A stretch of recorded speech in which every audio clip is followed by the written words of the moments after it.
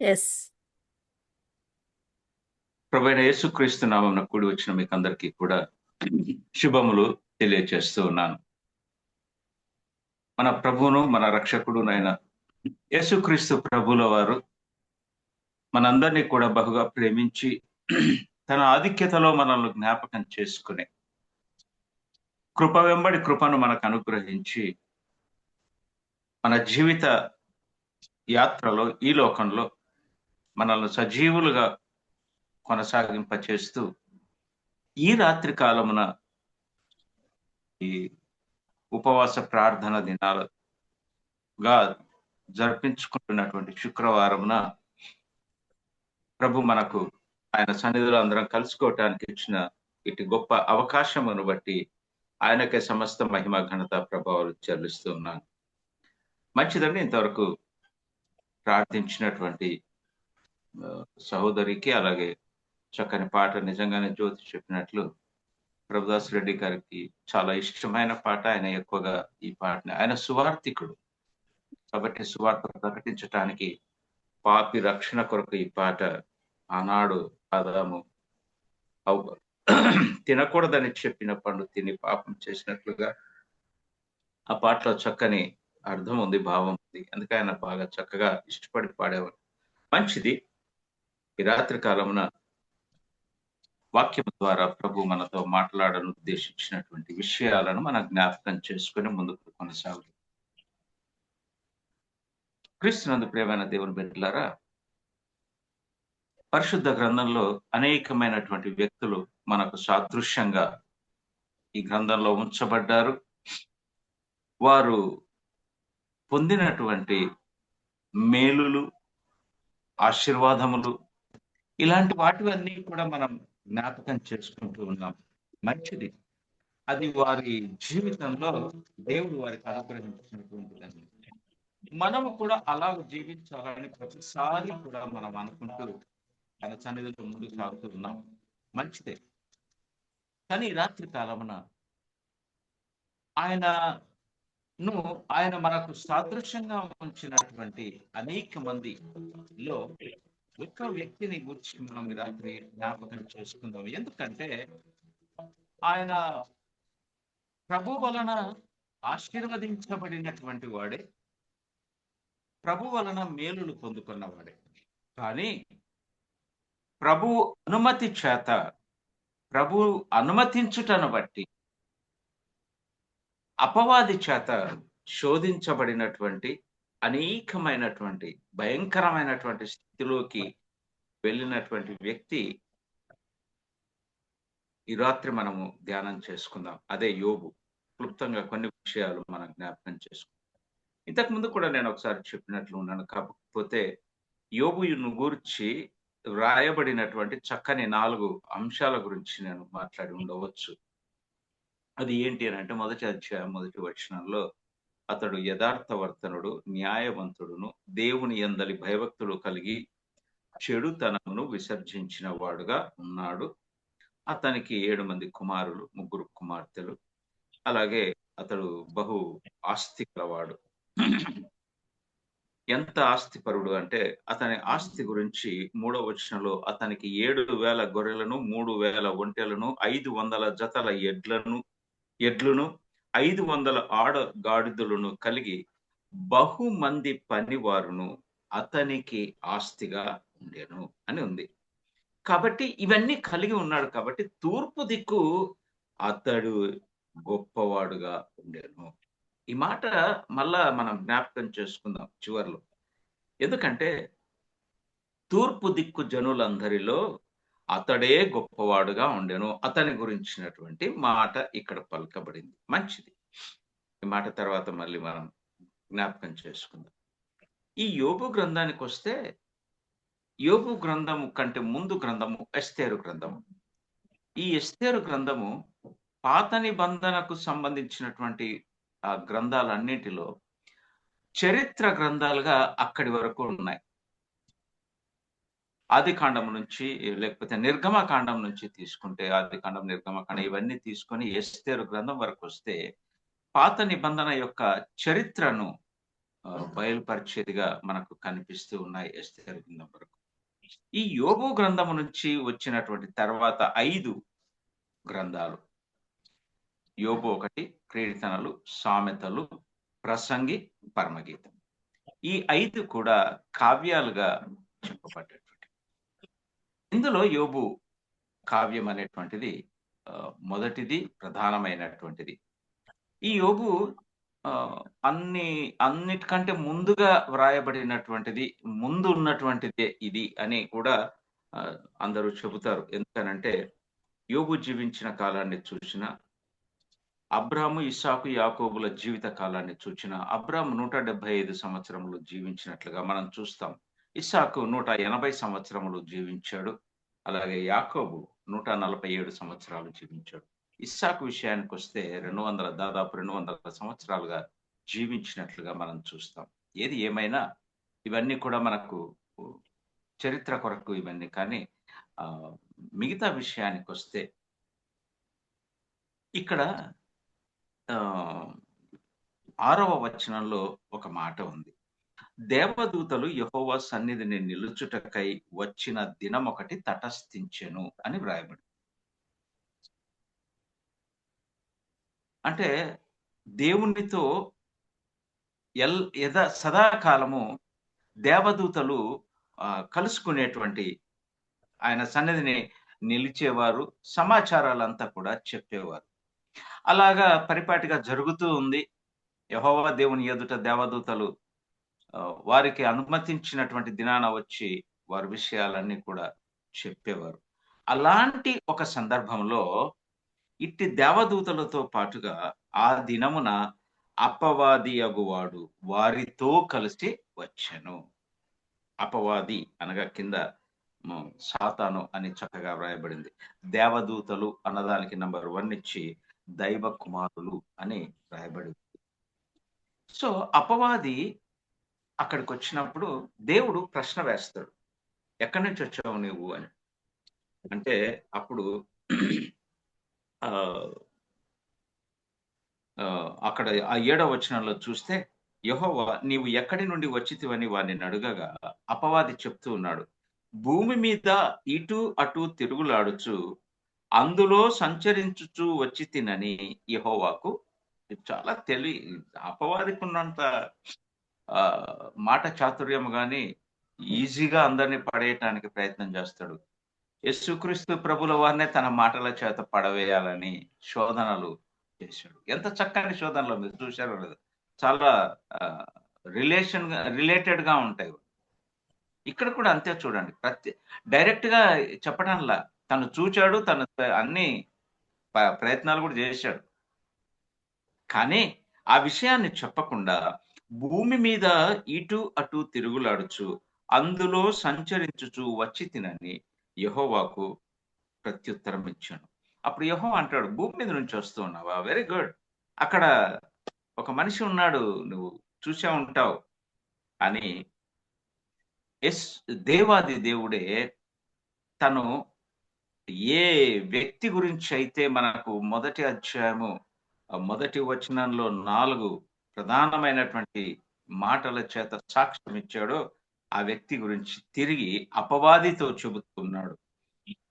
యెహోవా అంటున్నాడు, నీవు నా సేవకుడైన యోబు సంగతి ఆలోచించితివా అని అడుగుతూ మళ్ళీ ఆ పైన చెప్పబడిన 4 ప్రత్యేకమైన యోబు జీవితంలో కనిపించే 4 విషయాల గురించి మాట్లాడుతుంది. యథార్థవర్తనుడు, న్యాయవంతుడునై దేవుని యందలి భయభక్తులు కలిగి చెడుతనము విసర్జించిన వాడు భూమి మీద అతని వంటి వాడు లేడు. ఎంత గొప్ప మాట! యెహోవా దేవుడే యోబు గురించి తను పలికినటువంటి మాట. అతని వంటి వాడు భూమి మీద లేడు. యోబు అన్నటువంటి పదానికి, యోబు అన్నటువంటిది ఇది హీబ్రూ పదం, హీబ్రూ నుంచి వచ్చినటువంటి పదం. ఈ పదానికి అర్థం ఏంటి అని అంటే, తెలుగులో చూస్తే దుఃఖము, దుఃఖపడినవాడు, దుఃఖమును పొందినవాడు, దుఃఖమును అనుభవించినటువంటి వాడు, బాధను అనుభవించినటువంటి వాడు అన్నటువంటి అర్థాలు ఉన్నాయి. తన పేరే సార్థకత. దుఃఖమే అతని జీవితము. కానీ ఎలా పెట్టాడు దేవుడు? ఎలా పెట్టాడంటే, అతని వంటి ఆస్తిపరుడు ఆ తూర్పు దిక్కున లేనే లేడు. చక్కని 7 కుమారులు, 3 కుమార్తెలు.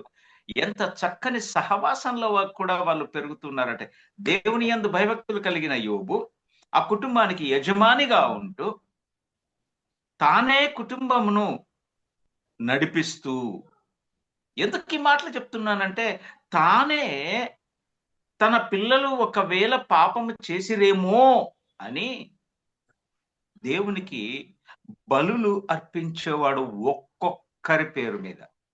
అందరికీ కలిపి కాదు. ఒక్కొక్కరి పేరు మీద పెద్దవాడిని పిలిచి వాడి విషయమై ప్రభు సన్నిధిలో ప్రార్థిస్తూ అక్కడ బలులు అర్పించాడు. ఇలాగా ఇంత చక్కగా కుటుంబంలో పోషించబడుతున్నటువంటి ఇతను పేరేమో యోబు, అర్థమేమో దుఃఖము.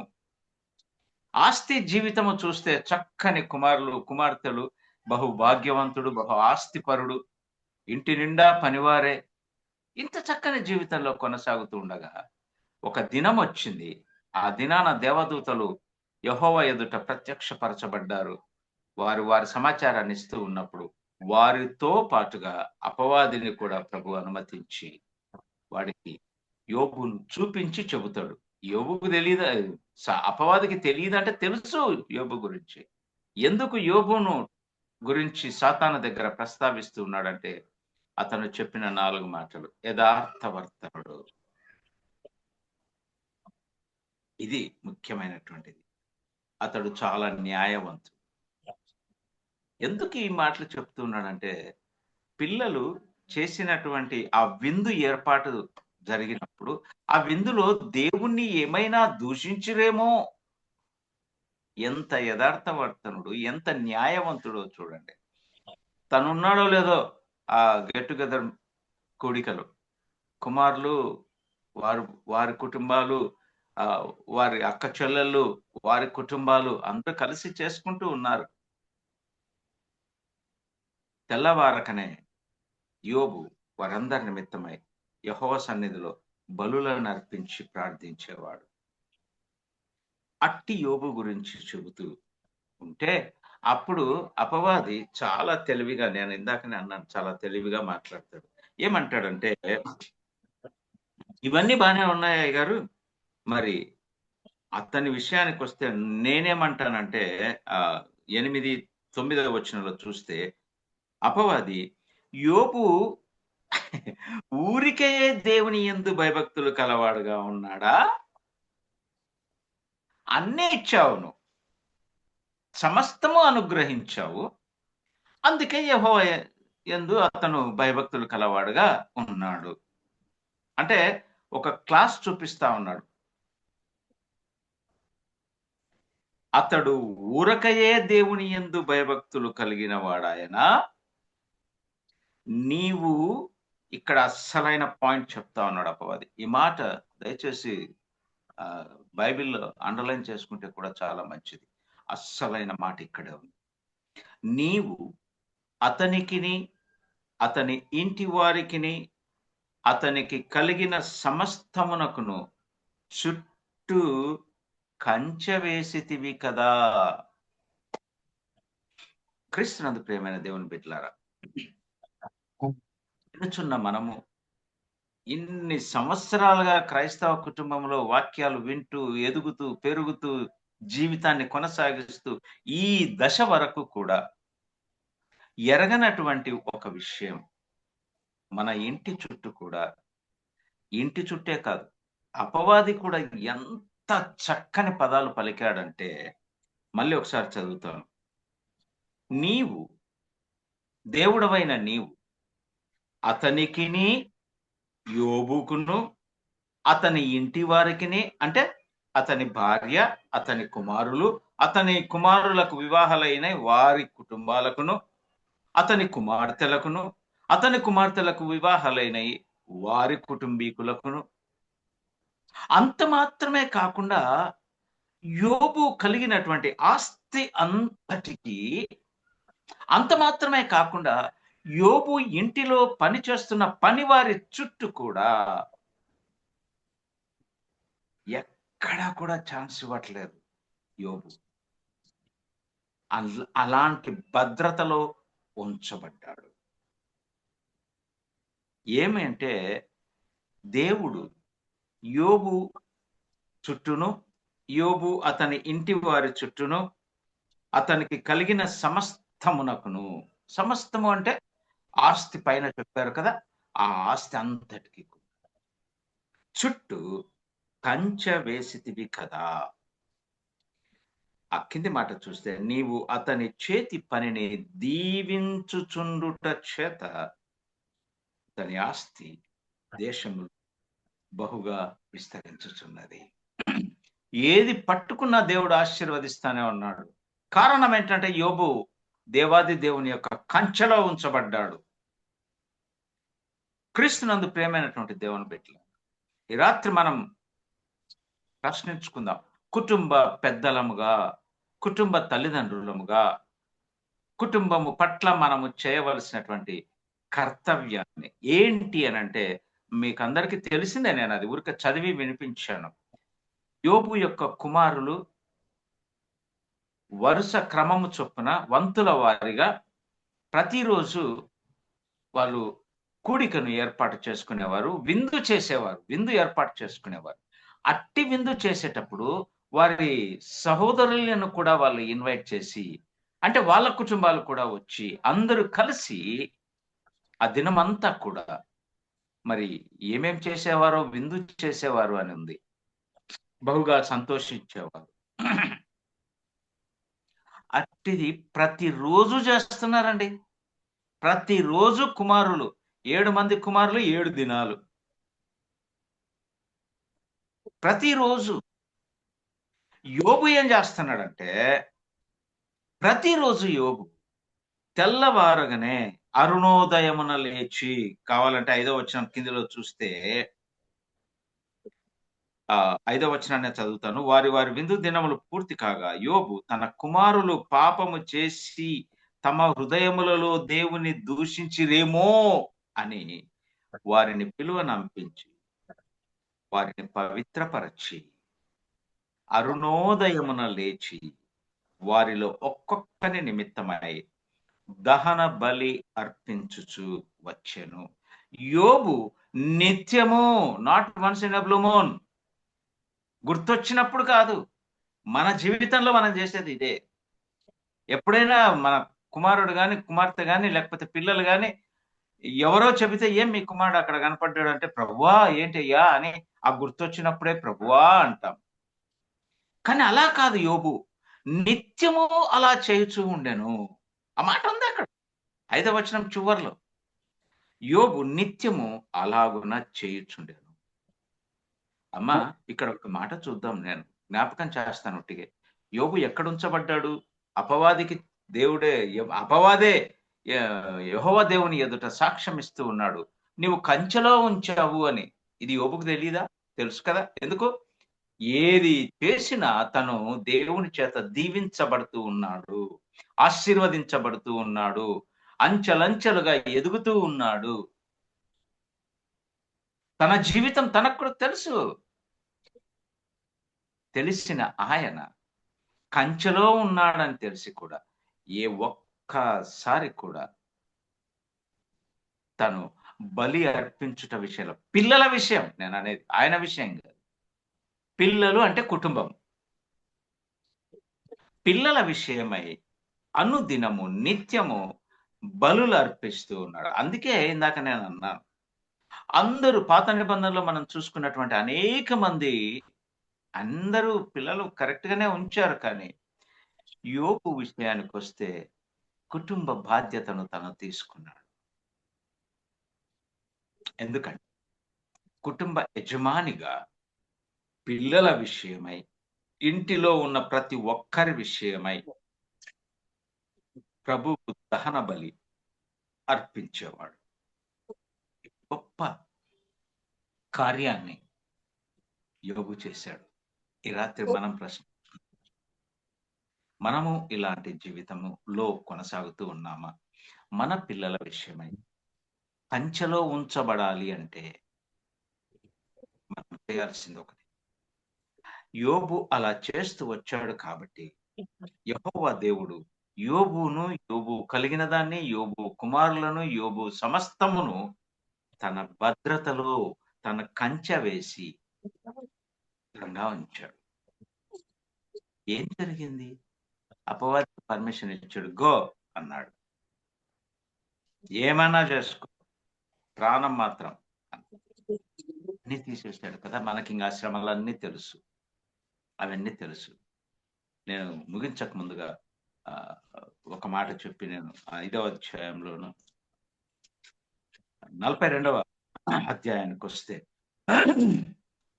అక్కడ ఒక మాట మనం చూస్తాం. 42వ అధ్యాయం 12వ వచనంలో చూస్తే యెహోవా యోబును మొదట ఆశీర్వదించిన దానికంటే మరి అధికముగా ఆశీర్వదించాడు. కారణం ఏంటండి?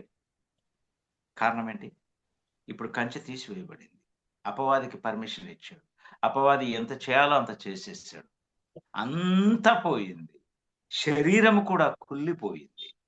అట్టి స్థితిలో కూడా యోబు తన విశ్వాసాన్ని కోల్పోలేదు. తన విశ్వాసాన్ని అస్సలు పోగొట్టుకోలేదు. అంతే భద్రంగా ఉన్నాడు.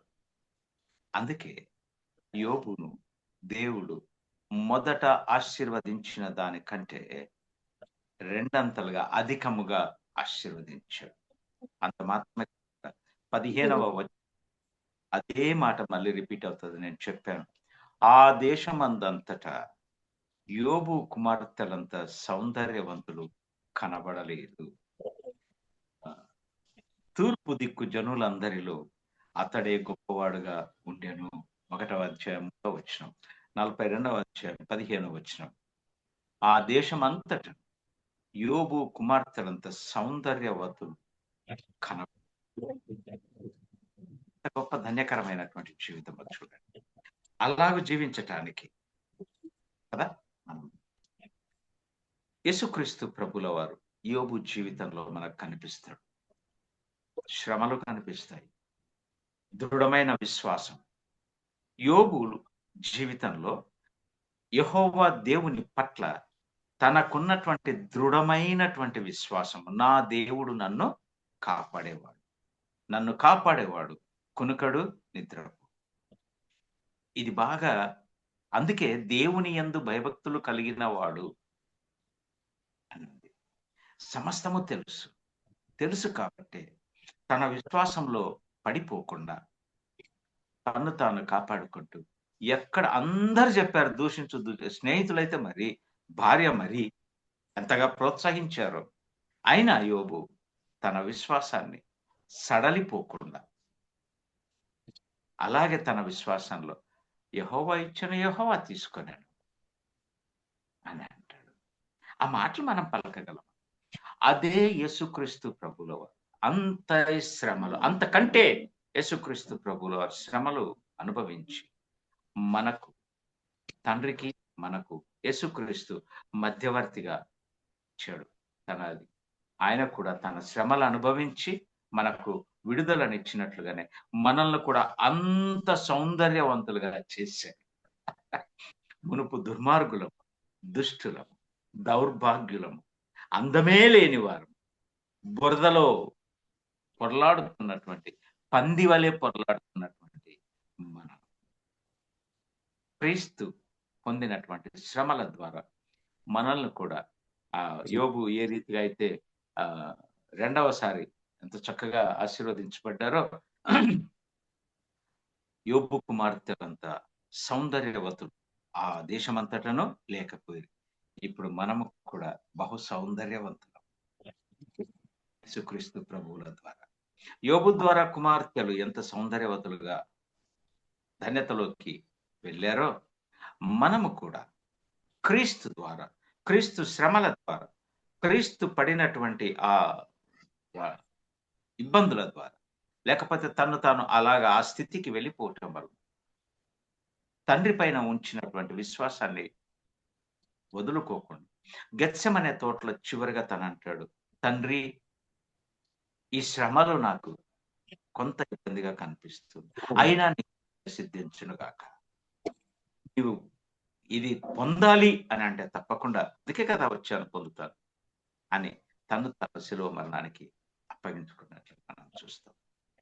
క్రీస్తునందు ప్రియమైన దేవుడు, మరలా నేను జ్ఞాపకం చేస్తూ, యోబు కలిగిన దాని సమస్తము చుట్టూ ఇదే. నువ్వు ఒక్కదానివి హోలీ స్పిరిట్ లో లేకపోతే ఆ హోలీ స్పిరిట్ గైడెన్స్ లో ఉంటే వాట్ ఈస్ ద యూజ్? నువ్వు మాత్రమే కాదు ఉంచబడాల్సింది, నీవు నీ కుటుంబము నీకు కలిగినది సమస్తము కంచెలో ఉంచబడాలి.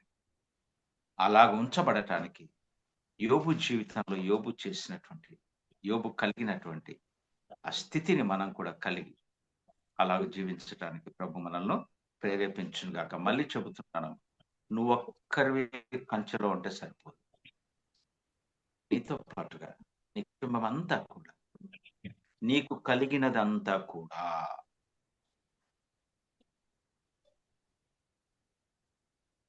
నోవాహు ఓడలోకి అన్ని నడిపించబడతాయి కదా, ఎవరు వాటిని తీసుకురాలా, అవన్నీ కూడా దేవుడు వాటిని అలాగా ఆజ్ఞాపిస్తే ఈ నోవాహుకు కలిగినటువంటి వాటిని అలాగా జతలుగా నడిపించాడు. ఆ 40 పగళ్ళు 40 రాత్రులు నోవాహు కలిసి ఉన్న ప్రతివి యెహోవా దేవుని స్తుతించాయి, ఆరాధించాయి. అది కంచెలో ఉంచబడటం. నీకు కలిగిన సమస్తము అండర్లైన్ చేసుకొని అలాగ జీవించటానికి ప్రభు మనల్ని కూడా ప్రేరేపించునుగాక. కలిగిన సమస్తములో కంచె ఉంచబడాలి. అది